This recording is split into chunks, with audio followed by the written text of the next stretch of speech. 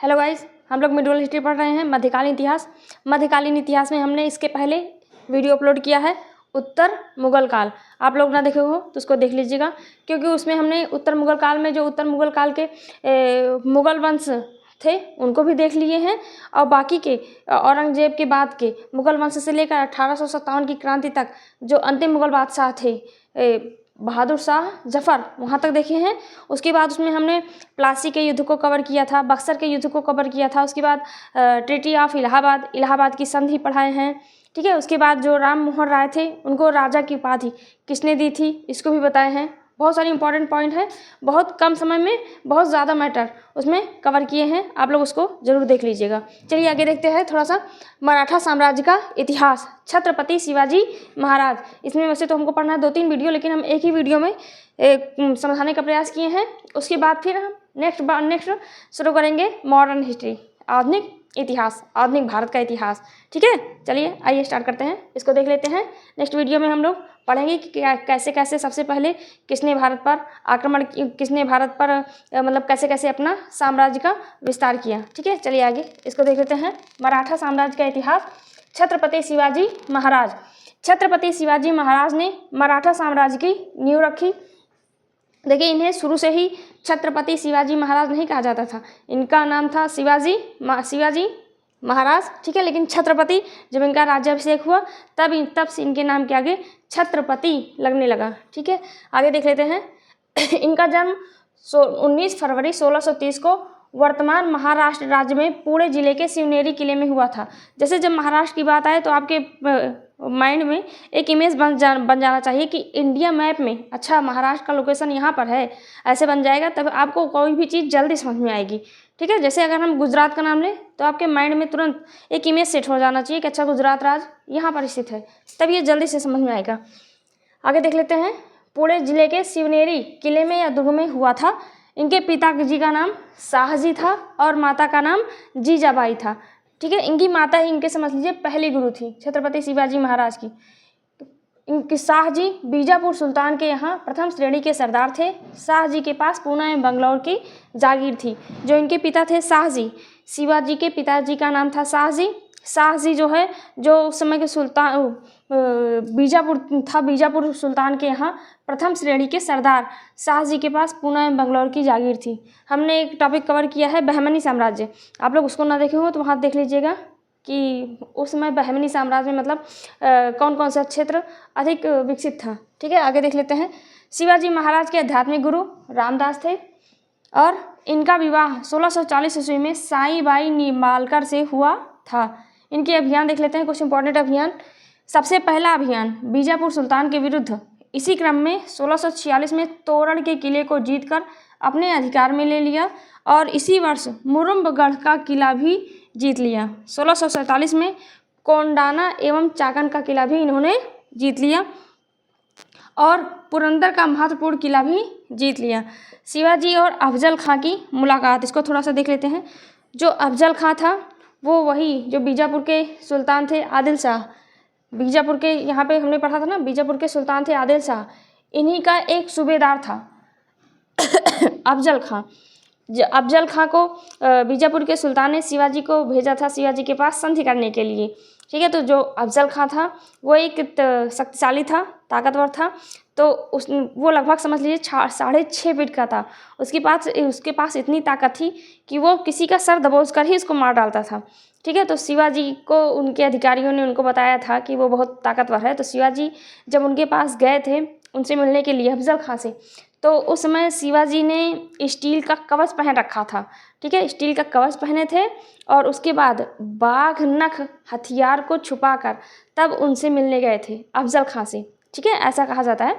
तो जब उनसे मिलने गए अफजल खां से शिवाजी, तो वहाँ पर जो अफजल खां था उसने धोखे से शिवाजी के ऊपर वार किया, लेकिन शिवाजी स्टील का कवच जो पहने थे इसी कारण उन्हें कुछ भी नहीं हुआ।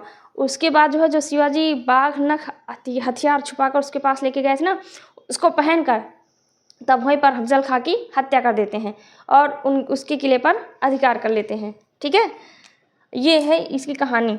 आगे थोड़ा सा देख लेते हैं। पुरंदर की संधि, ये इंपॉर्टेंट है। हमने औरंगजेब वाला जब वीडियो पढ़ाया था तो उसमें भी बताया था पुरंदर की संधि। देखिए पुरंदर की संधि क्या है। औरंगजेब द्वारा राजपूत राजा जयसिंह को 1665 में शिवाजी के साथ संधि करने के लिए भेजा गया। जब औरंगजेब को यह पता चला कि जो शिवाजी हैं वो अपना मतलब विस्तार कर रहे हैं, दक्षिण भारत में था महाराष्ट्र, वहाँ पर वो अपने आसपास के एरिया में विस्तार कर रहे थे शिवाजी, मतलब जो दुर्ग था और मतलब अपने साम्राज्य का विस्तार करते हुए उसको जीतते जा रहे थे, अपने साम्राज्य का विस्तार कर रहे थे। जब ऐसी इस बात की भनक औरंगजेब को लगी तो औरंगजेब ने राजा जय सिंह को शिवाजी के पास भेजा पुरंदर की संधि के लिए। यहाँ पर ये बहुत इंपॉर्टेंट है, पुरंदर की संधि किसके किसके बीच में हुई थी, तो शिवाजी के बीच में और राजा जयसिंह के बीच में, जयसिंह के बीच में पुरंदर की संधि औरंगजेब और राजपूत राजा जयसिंह के बीच में हुई थी पुरंदर की संधि। और राजा जयसिंह को किसने भेजा था शिवाजी के साथ संधि करने के लिए, तो औरंगजेब ने। ठीक है, 1665 में शिवाजी के साथ संधि करने के लिए भेजा गया।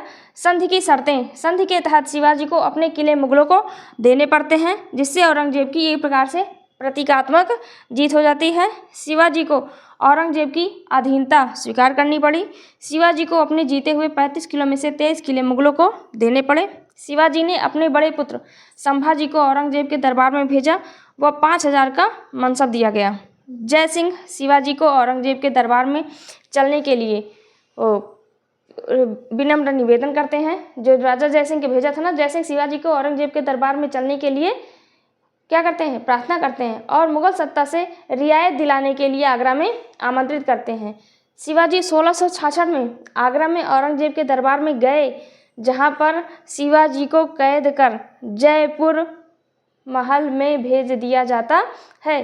ठीक है, तो जो शिवाजी थे जब वो कैद से भागने में आज़ाद हो जाते हैं, वो कैद से भागने में आज़ाद हो जाते हैं शिवाजी, उनको जब औरंगजेब कैद कर लेते हैं जयपुर महल में, तो शिवाजी कैद से भागने में आज़ाद हो जाते हैं और फिर से मराठों का नेतृत्व करते हैं। और मराठों का नेतृत्व करते हुए मुगलों के नियंत्रण क्षेत्र में आने वाले सूरत पर 1670 में अभियान करके उसको जीत लेते हैं। ठीक है, आगे देख लेते हैं। शिवाजी ने रायगढ़ को अपनी राजधानी बनाया और 6 जून 1674 को इनका राज्याभिषेक हुआ। ये 2 बार अपना राज्याभिषेक करवाते हैं और एक ही सन में। ठीक है, 1674 को इनका राज्याभिषेक हुआ। राज्याभिषेक के 11 दिन बाद जीजाबाई का निधन हो गया। जीजाबाई कौन थी, शिवाजी की माता जी। ठीक है, इसलिए 24 सितंबर 1674 को शिवाजी ने दूसरा राज्याभिषेक तांत्रिक विधि विधान से कराया। आगे देख लेते हैं। 1680 में रायगढ़ में शिवाजी की मृत्यु हो गई। याद रखिएगा, जब इनका राज्याभिषेक हुआ तो राज्याभिषेक के बाद ही अपने नाम के आगे छत्रपति लगाने लगे, छत्रपति शिवाजी महाराज। ठीक है, आगे देख लेते हैं प्रशासन व्यवस्था थोड़ी सी। शिवाजी के मंत्रिमंडल को अष्टप्रधान कहा जाता है। ये इंपॉर्टेंट है, कई बार एग्जाम में आ चुका है कि अष्टप्रधान किसके मंत्रिमंडल में शामिल थे, तो शिवाजी के मंत्रिमंडल में अष्टप्रधान कहा जाता है उनके मंत्रिमंडल को। पेशवा, पहला पेशवा मतलब होता है संपूर्ण राज्य के शासन की देखभाल करना। आप लोगों ने सुना होगा ना उनके शासनकाल में पेशवा महाराज। पेशवा संपूर्ण राज्य के शासन की देखभाल करना। और अमात्य आय व्यय का लेखा जोखा। सुमंत विदेश मंत्री। चिटनीस पत्राचार विभाग। सेनापति सैन्य प्रधान। न्यायाधीश न्याय विभाग का प्रधान। पंडित राव मुख्य सलाहकार एवं धार्मिक कार्य। वाक्यान्वीस गुप्तचर एवं सूचना विभाग। ये हैं इनके अष्टप्रधान। ठीक है, आगे देख लेते हैं। शिवाजी की सेना 3 भागों में विभक्त थी। पागा सेना जो नियमित घुड़सवार सैनिक, सिहलदार अस्थायी घुड़सवार सैनिक, पैदल सेना। शिवाजी ने मजबूत नौसेना का भी गठन किया था। सर्वप्रथम नौसैनिक बेड़ा कोलाबा में स्थापित किया। ये इंपॉर्टेंट है। शिवाजी ने सर्वप्रथम नौसैनिक बेड़ा कोलाबा में स्थापित किया। थोड़ा सा और इम्पॉर्टेंट पॉइंट है इनके विषय में। शिवाजी एक सहिष्णु शासक थे। ये इस्लाम धर्म का भी आदर करते थे और इनकी सेना में भी बहुत से मुस्लिम सिपाही थे। हम लोगों ने पढ़ा था,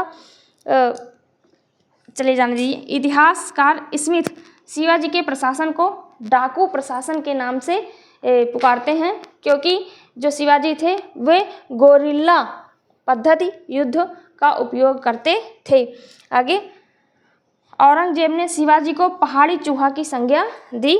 शिवाजी को बहुत बड़ी नौसेना का निर्माण करने के लिए father of Indian navy Shivaji को बहुत बड़ी नौसेना का निर्माण करने के लिए फादर ऑफ इंडियन नेवी के नाम से भी संबोधित किया जाता है। फादर ऑफ इंडियन नेवी के नाम से किसे संबोधित किया जाता है? तो छत्रपति शिवाजी महाराज को। ठीक है, थोड़ा सा भू राजस्व व्यवस्था देख लेते हैं। इसमें 2 प्रमुख कर थे, चौथ कर और सरदेशमुखी कर। इसको थोड़ा सा समझ लेते हैं। देखिए चौथ कर क्या है? चौथ कर राजस्व का 1/4 भाग कर के रूप में। ये ऐसी जगह से ये कर वसूल करते थे जहाँ पर मतलब इनका सीमा विस्तार नहीं था, ठीक है, शिवाजी का, लेकिन वहाँ के लोगों से इन्होंने ये कह रखा था कि अगर आप राजस्व का 1/4 भाग कर के रूप में हमें देंगे तो हम यहाँ पर युद्ध जैसी नीतियाँ नहीं अपनाएंगे, मतलब इस यहाँ पर आक्रमण नहीं करेंगे। ठीक है, ये क्षेत्र इनके कब्जे में नहीं था जहाँ से चौथ कर लेते थे, वहाँ से इनको 1/4 भाग कर के रूप में मिलता था। राजस्व का 1/4 भाग कर के रूप में मिलता था, वो कहलाता था चौथ कर। और एक था सरदेशमुखी कर, इसमें जो है राजस्व का 1/10 भाग कर के रूप में ये लेते थे। ये इनके सीमा विस्तार, क्षेत्र विस्तार के अंतर्गत आता था। ठीक है, ये हो गया हमारा शिवाजी से रिलेटेड पॉइंट। आगे हम नेक्स्ट वीडियो में पढ़ेंगे। अब स्टार्ट करेंगे मॉडर्न हिस्ट्री। मॉडर्न हिस्ट्री बहुत ही रोचक है, इंपॉर्टेंट है, आप लोग उसको जरूर देखिएगा। Thanks for watching my video. Like, share and subscribe my channel.